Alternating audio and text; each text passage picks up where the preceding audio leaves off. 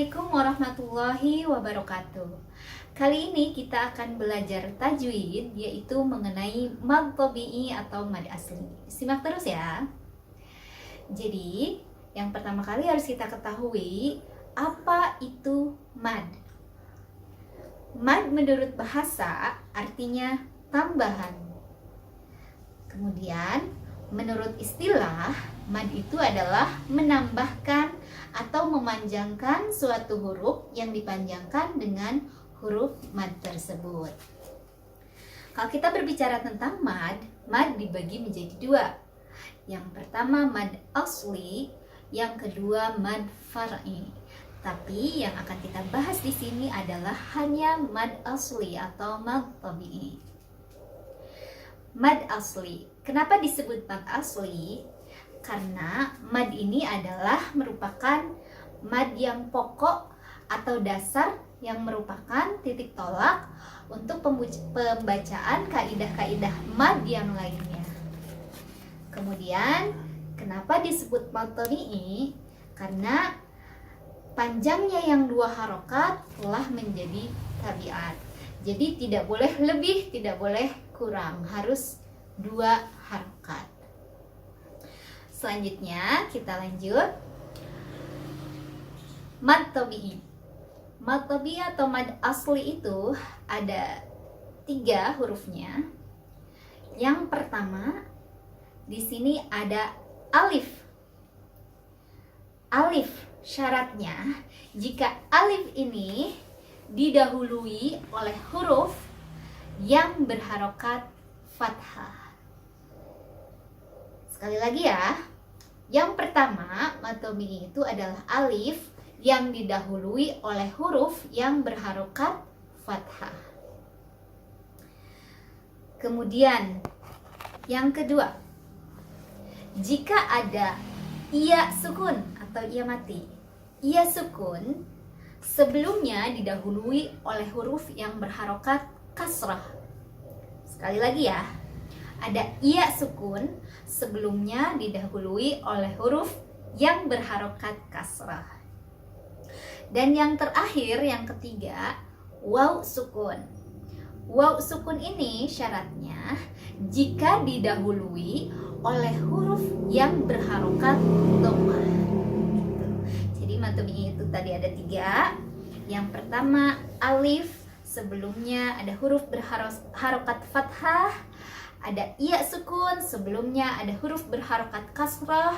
Dan yang ketiga ada waw sukun, sebelumnya ada huruf berharokat dhammah. Nah, sekarang kita bahas satu-satu. Yang pertama, ini alif, sebelumnya ada huruf berharokat fathah. Kita kasih contoh yang ini. Soal ini ya. Jama'a. Yang mana yang mad tabi'i? Tadi yang kita panjangin kan ja, yang dimadkan, yang dipanjangkan itu ja.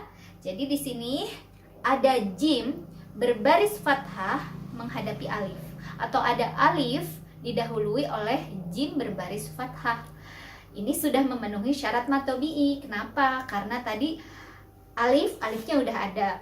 Kemudian di sini ada lihat huruf sebelumnya harokatnya udah fathah, berarti ini sudah mad tabi'i. Panjang bacanya 2 harokat.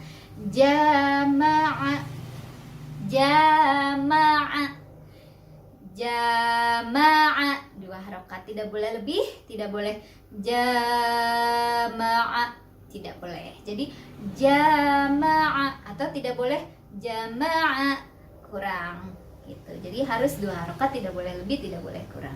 Kemudian contoh yang kedua, taba. Taba. Nih, huruf madnya udah ada. Huruf madnya apa? Alif ya.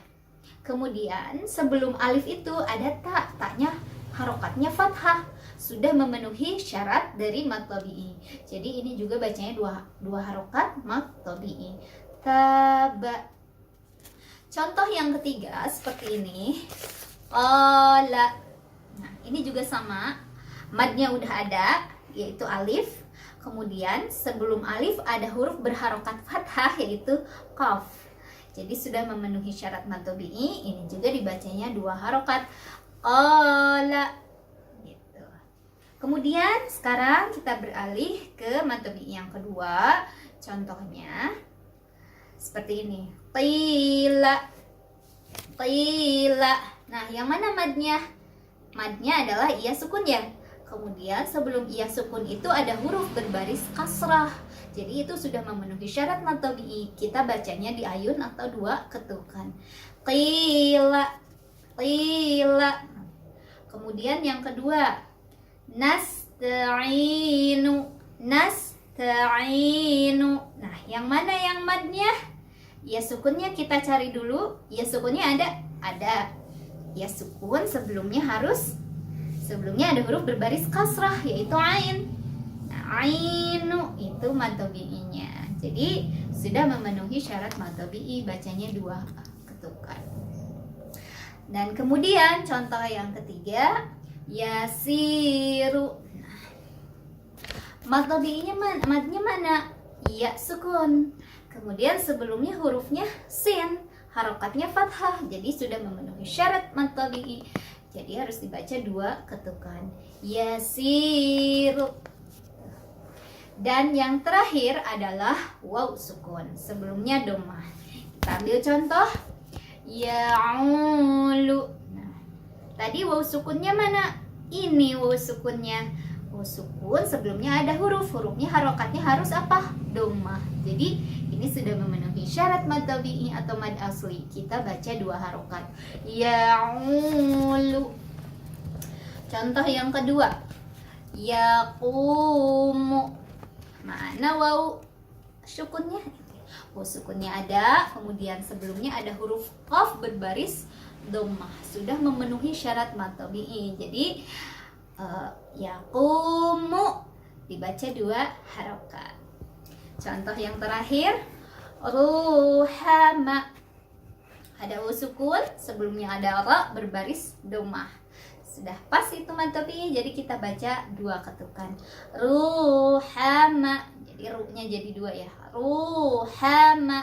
Ya, seperti itu contohnya. Nah, demikian adalah mad tabi'i jenis-jenisnya dan contoh-contoh. Tapi di sini ada catatan.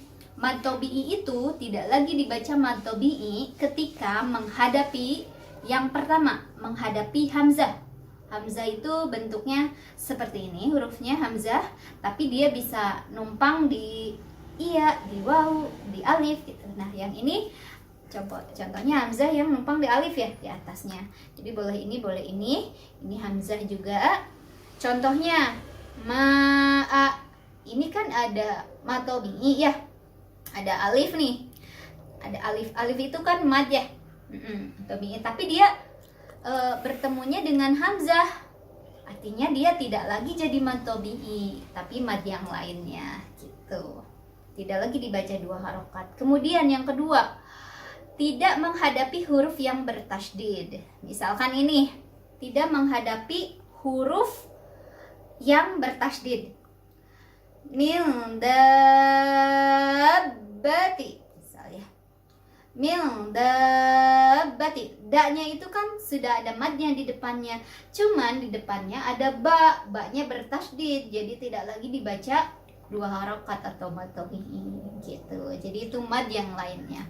Dan yang terakhir catatannya adalah tidak menghadapi huruf yang diwakafkan. Misal di sini nasta'inu. Kalau di wasal itu kan mad tabi'i ya, ada iya sukun, kemudian sebelumnya ada ain, barisnya kasrah, sudah memenuhi mad tabi'i. Cuman ketika kita berhenti atau wakaf, itu bukan lagi mad tabi'i, tapi mad yang lainnya, tidak lagi dibaca seperti mad tabi'i gitu. Jadi tadi syarat yang lainnya ada 3, tidak menghadapi hamzah, tidak menghadapi huruf yang bertasydid, dan tidak menghadapi huruf yang diwakafkan. Oke, sekian saja pembahasan mengenai mad tabi'i atau mad asli kali ini. Mudah-mudahan bisa dimengerti dan bisa diterapkan dalam membaca ayat-ayat Al-Quran. Jangan lupa tonton video kami yang lainnya seperti berikut ini. Dan terus dukung channel ini. Terima kasih. Wassalamualaikum warahmatullahi wabarakatuh.